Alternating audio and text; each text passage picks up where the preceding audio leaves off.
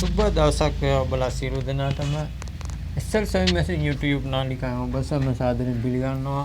මම අද කියලා දෙන්න යන්නේ 6 මැෂින් එකේ 6 කරන පිළිවෙල, නූල දුරස් කරන පිළිවෙල, ටැග් කරන පිළිවෙල, 6 වල දාගන්න තෝත් ප්ලේට් එක සම්බන්ධයෙන් කෙටි හැඳින්වීමක් කිරීමට තමයි මගේ මේ වීඩියෝ එක මම දාන්න යන්නේ. ගොඩ දෙනෙක් කිලිම් පරිදි මුලින්ම අපි මේ පුට් එක ගලවලා අයින් කරන්න ඕනේ.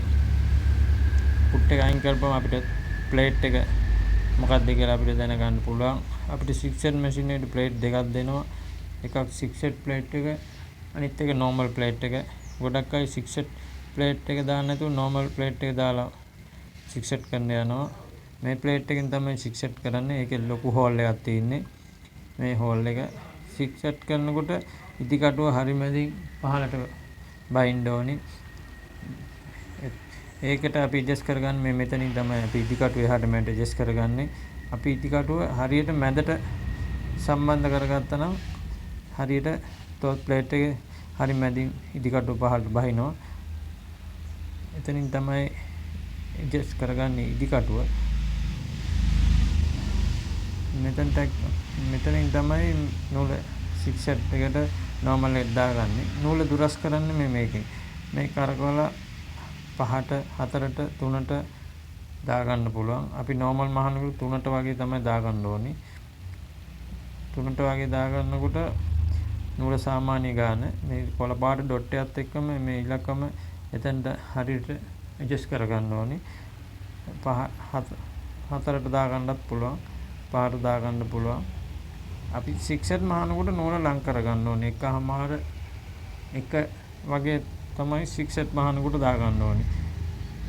6 මහනකොට නූල ලං කරගන්නේ. එතකොට 6 එක ලස්සනට මැහෙනවා. නූල දුරස් වුණාම හරියට මහන්න බෑ.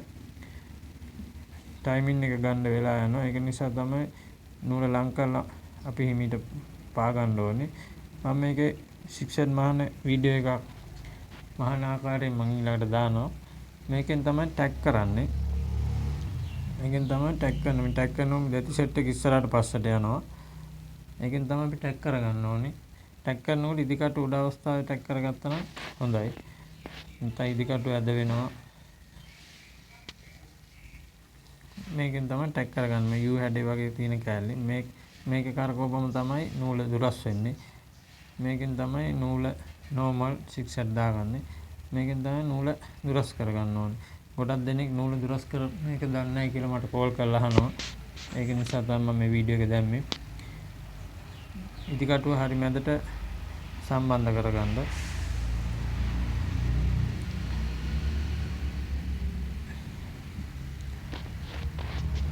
මේ වීඩියෝ එක සම්බන්ධයෙන් කෙටි හැඳින්වීමක් තමයි මම කරේ.